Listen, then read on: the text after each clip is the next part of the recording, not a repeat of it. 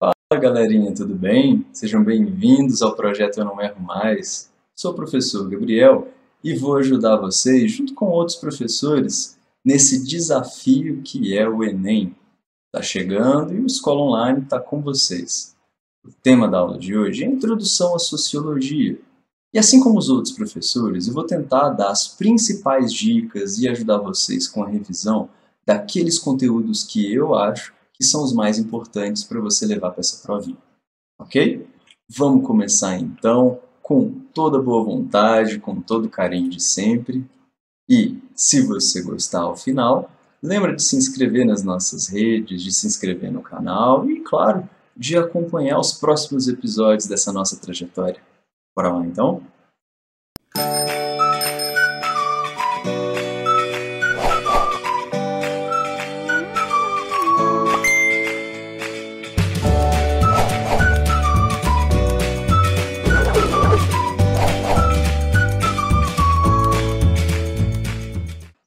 Galerinha, então a gente começa com a primeira e talvez assim mais fundamental pergunta a respeito da sociologia.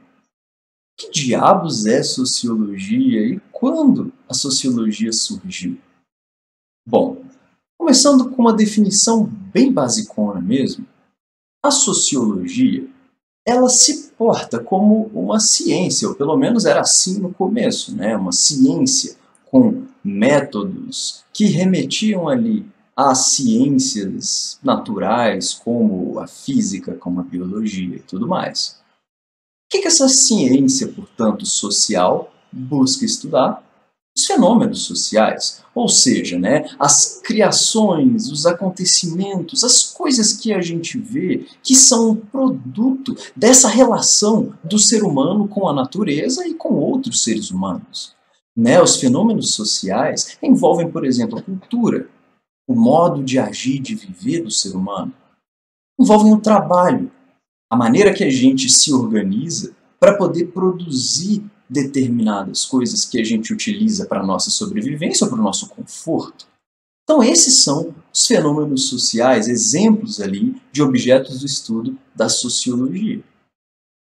Bom, por mais que a gente possa falar que sim, a proposta original era de se fazer uma ciência muito similar à biologia, à física e à química, é fundamental que se distinga, como se fez ali Émile Durkheim, o que seriam fatos sociais e o que seriam fatos naturais.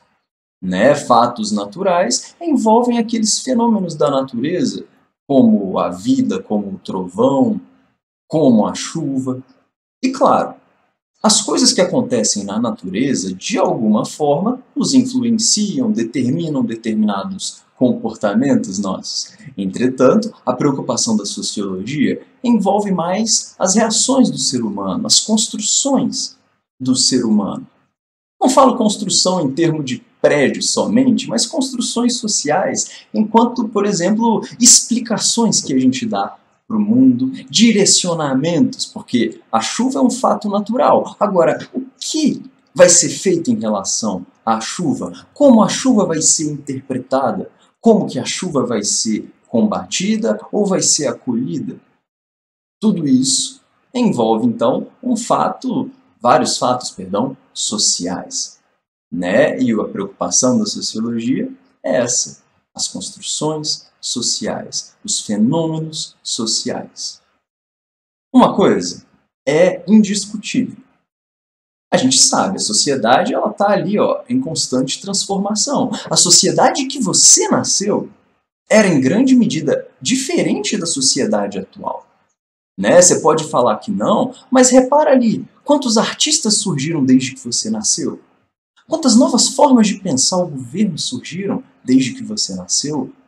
A internet, enquanto um instrumento de trabalho, quando você nasceu, ainda estava engatinhando. Então repara, as sociedades estão em constante transformação. Então a sociologia tem coisa para estudar até o mundo explodir, se é que ele vai terminar numa explosão.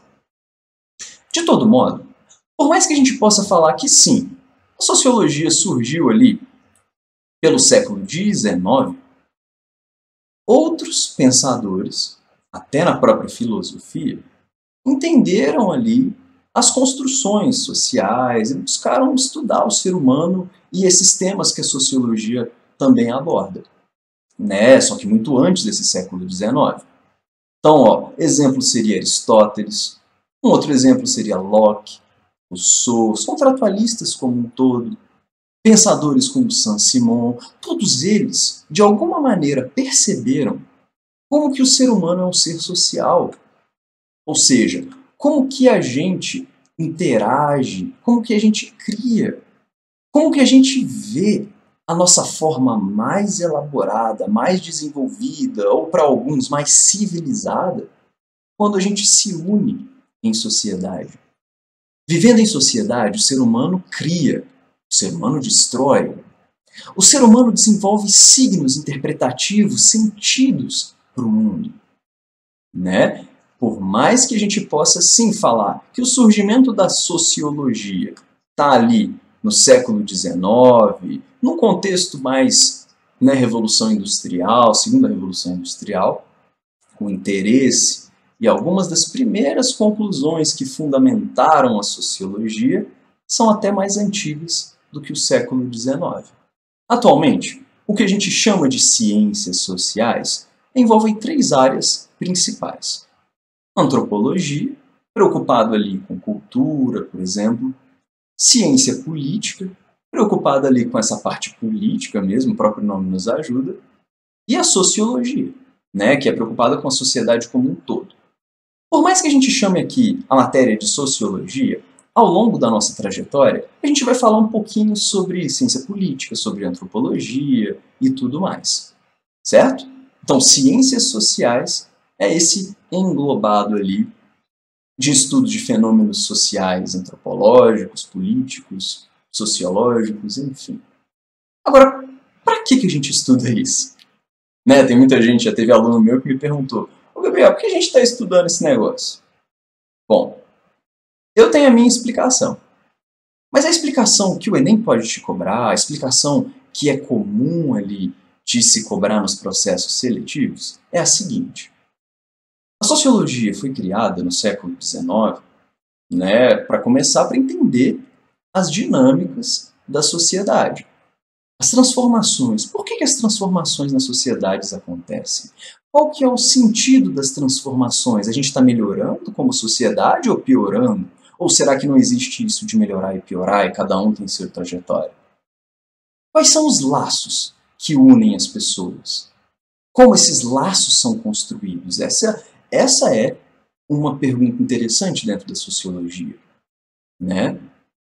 Também, quais são as forças capazes de separar uma sociedade, quebrar com os laços que a gente tem com as outras pessoas?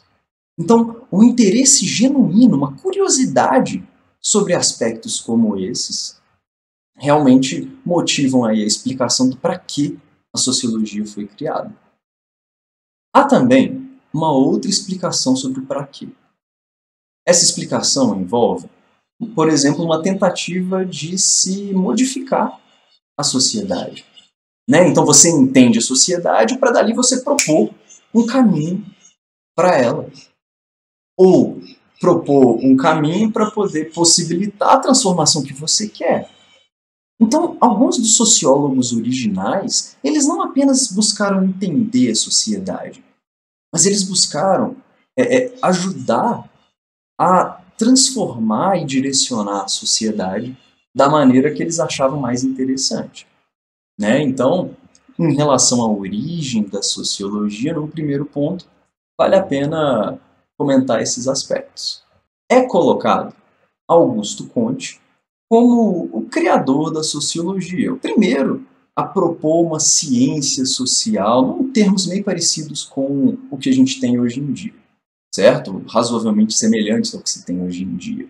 Por mais que sim, Aristóteles, Locke, Rousseau, Saint-Simon tenham feito contribuições fundamentais, é dotado ali, em vários e vários livros, Augusto Comte como o primeiro idealizador da sociologia. Comte, um filósofo, sociólogo positivista, era um francês do século XIX, como a gente falou ali atrás, né, que defendia a criação de uma ciência da sociedade. Agora, como que se faria essa ciência para estudar a sociedade? Utilizando métodos e utilizando também de ferramentas das ciências da natureza. Então, da mesma forma que a física, por exemplo, possui leis, tá ligado? Leis, formas ali ultra objetivas de se descrever um determinado fenômeno ou de realmente antecipar o que pode acontecer caso, por exemplo, você largue uma bolinha do alto do prédio ou caso você empurre ali, faça uma pressão dentro de um corpo de água. Fraga, dessa mesma forma que a química busca elaborar leis ali na interação química entre determinadas substâncias, sei lá, não sou da química, pergunta para a Simone. Dessa mesma forma, Augusto Comte propôs que a sociologia deveria entender a sociedade. Imagina se você pudesse entender com a objetividade de uma lei, feito leis da física, por que alguma coisa acontece na sociedade? Por que rola uma greve? Ou por que, por exemplo, uma sociedade fica brava com a eleição de um fulano e não fica brava com a eleição do Beltrano? Entende? Então, a tentativa do Augusto Comte era uma tentativa muito interessante de explicar objetivamente, do mesmo jeito que as ciências naturais fazem, as sociedades humanas. Ele propôs, pessoal, uma ciência da sociedade que fosse neutra. Uma ciência social que fosse independente de ideologias, tá ligado? Independente, por exemplo, se você acha que aqui ou lá é o melhor caminho, que tem que acabar com as classes sociais ou que tem que continuar com a desigualdade. Para Augusto Comte, a sociologia deveria ser desprovida de juízos de valor. Não interessa o que você gosta ou o que você não gosta, interessa o jeito que as coisas são. Para Augusto Comte, as ciências sociais tinham que ser assim, tá ligado? Uma descrição fria, objetiva, dos fenômenos sociais. Quase como as ciências naturais faziam lá, na física, química, biologia e tal. Para quê? Bom, Augusto Comte era um desses que dizia que o papel da sociologia era conhecer os laços que unem a sociedade e também entender as forças que transformam a sociedade. A ideia dele era conhecer para propor melhorias, mudanças de rumo na sociedade. Mas qual seria o rumo ideal para a sociedade, segundo Augusto Comte? Augusto Comte acreditava que a racionalização da sociedade era a melhor coisa possível. Segundo Augusto Comte, as sociedades elas passam por determinadas etapas, estados, onde a gente busca explicações, por exemplo, em Deus, ou explicações metafísicas, ou explicações racionais científicas, né? E para Augusto Comte, cada uma desses estados, eram estados um pouco mais ou um pouco menos desenvolvidos. Então, Comte acreditava que quanto mais racional e mais científico, melhor a sociedade. O papel da sociologia, portanto, envolveria guiar a sociedade para o progresso. Guiar a sociedade de uma maneira ordenada. Augusto Comte não era um revolucionário acreditando que tinha que se pegar em armas e quebrar com tudo. Não. O progresso vem pelas mãos da ordem. É a ordem que gera o progresso. Está entendendo o que eu quero dizer? Então, ó, essa bandeirinha do Brasil aqui não é à toa. Nós carregamos um lema positivista, ordem e progresso, na nossa bandeira. Olha que interessante, você sabia dessa? O Enem já cobrou essa. Então vamos repetir. Augusto Comte defendia uma ideia evolucionista social. Para ele, as sociedades passam por estágios do menos ao mais desenvolvido. O estado menos desenvolvido seria aquele em que as explicações vêm de Deus, um estado teológico. O estado metafísico seria o meio do caminho e o estado positivo seria o ponto mais alto.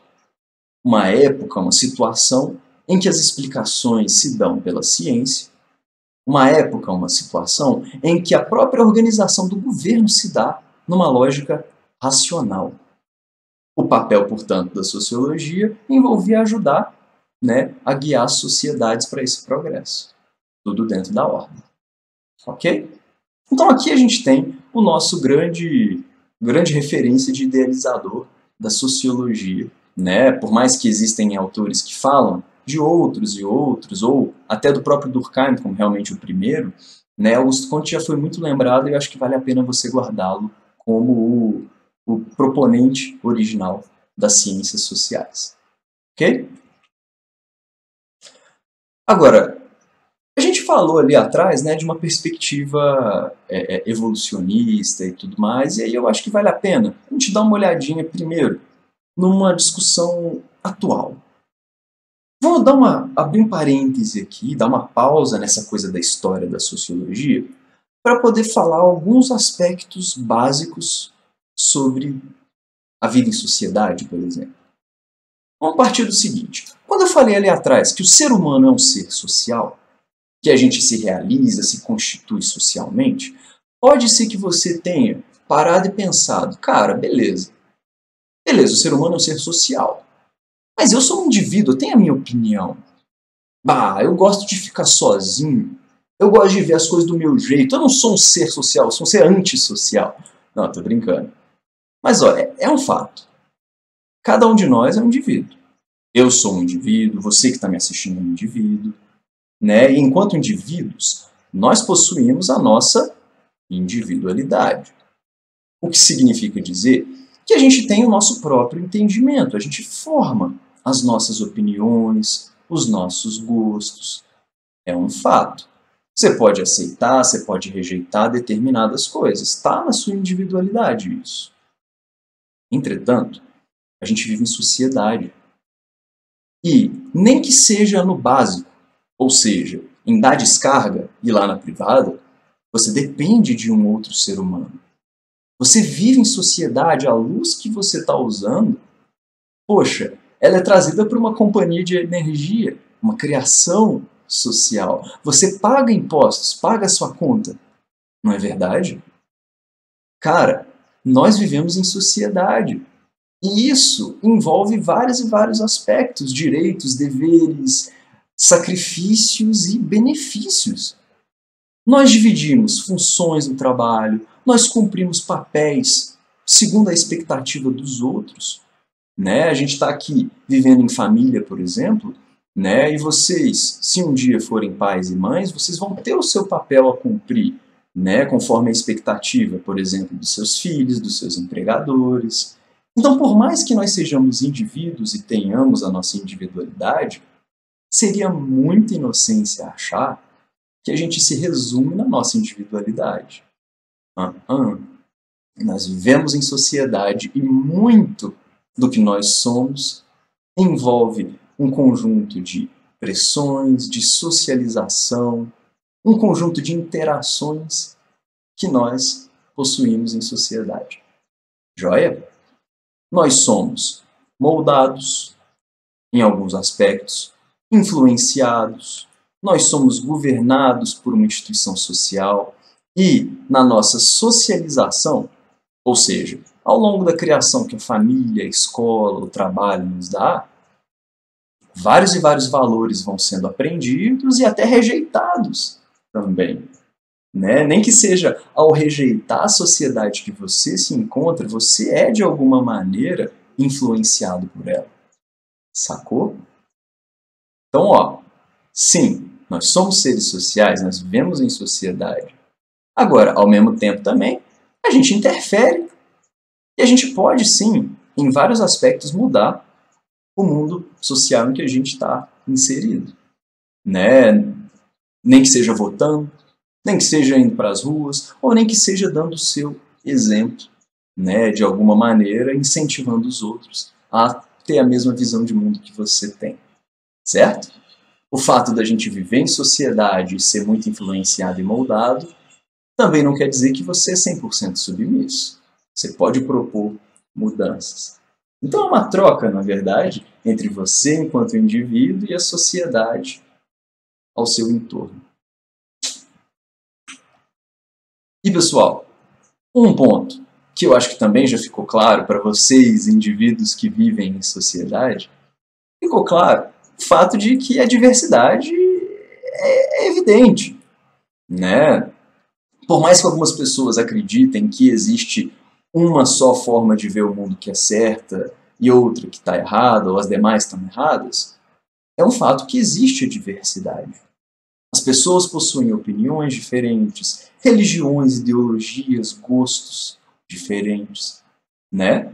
E lá atrás, numa época ali, mais de Augusto Conte, essa diferença social poderia ser vista como uma coisa muito negativa, talvez por uns, do tipo, nossa, fulano de tal é inferior, Beltrano tem que subir ao estado positivo.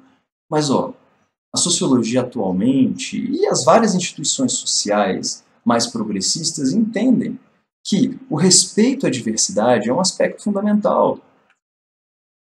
Né? Está presente na nossa legislação, está presente na Declaração dos Direitos do Homem e do Cidadão, né? A ONU reforça isso.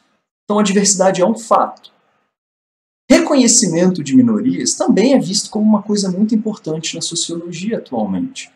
Né? Tem a ver com a própria possibilidade de pessoas diferentes existirem.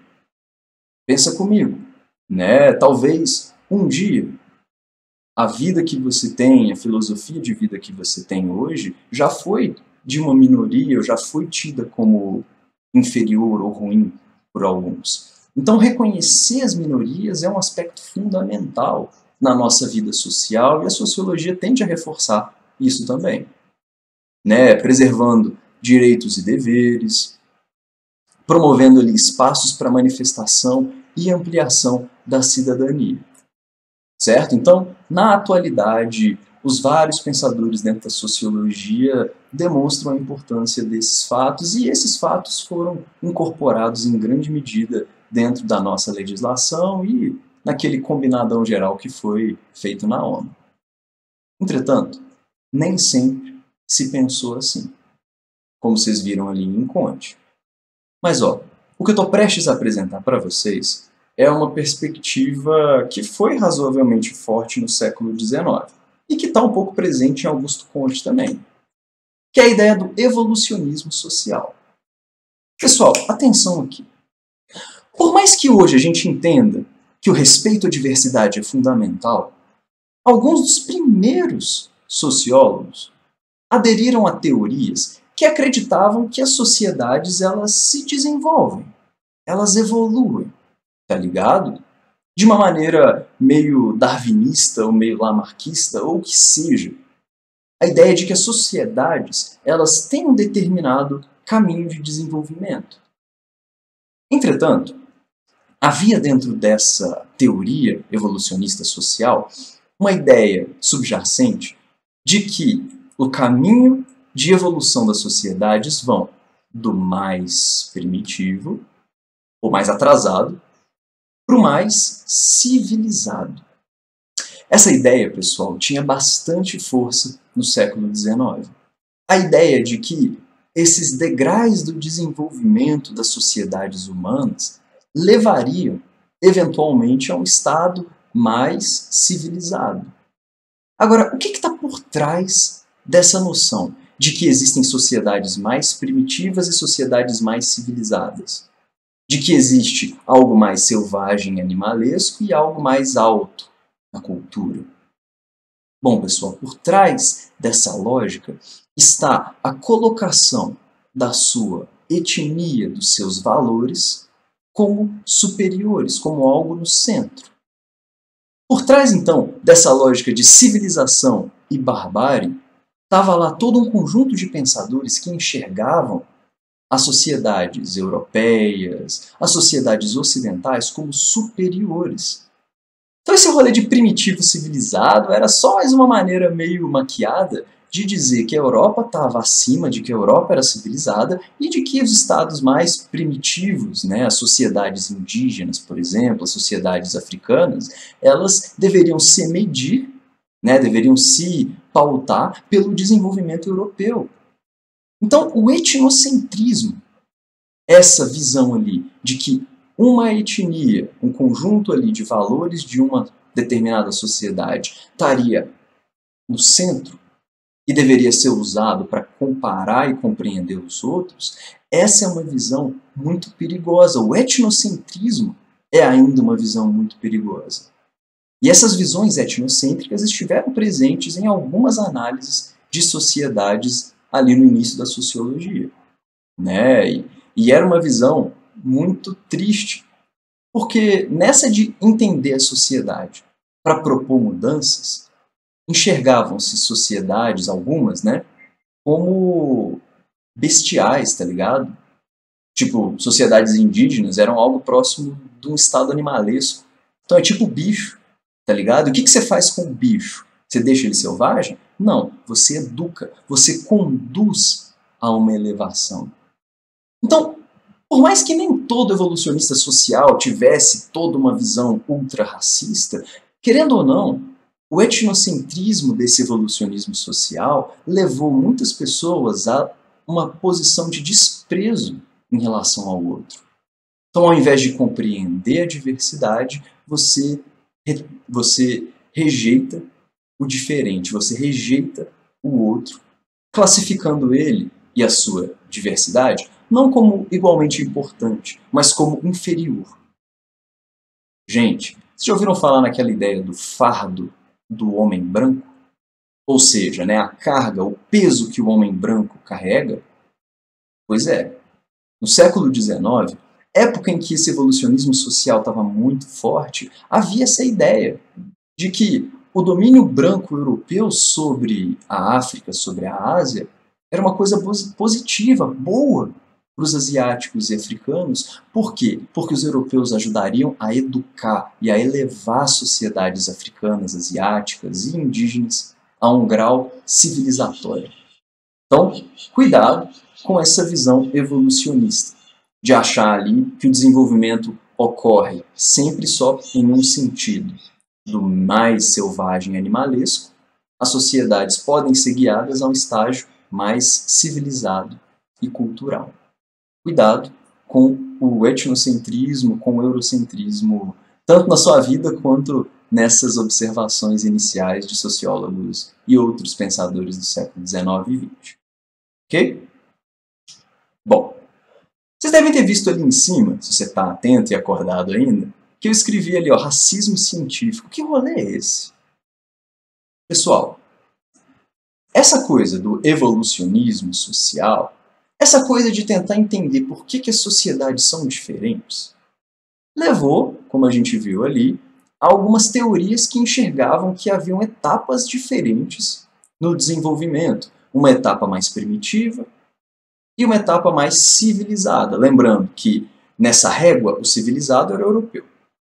Pois bem, dentro dessa lógica, teve uma galera que levou isso para um outro patamar.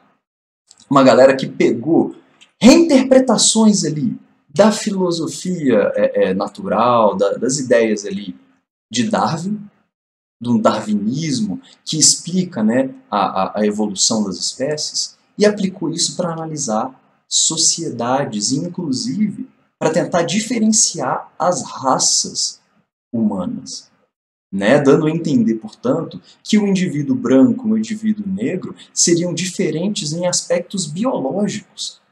Da mesma forma que um cachorro de raça X é diferente do cachorro de raça Y, um mais inteligente, um mais forte, também alguns buscaram, né, pegando carona nesse darwinismo, buscaram explicar as diferenças entre as sociedades nessa maneira biológica, determinista, darwinista mesmo, né, dizendo que sociedades mais desenvolvidas tecnologicamente tinham vencido, de alguma forma, os desafios e, portanto, estavam ocupando uma etapa de dominação em relação às demais. Então foi todo um racismo, uma narrativa pseudocientífica de racismo que ganhou bastante força no século XIX e no século XX, pegando caminho ali numa interpretação torta do evolucionismo social, tentando entender diferenças entre sociedades, mas fazendo isso de uma maneira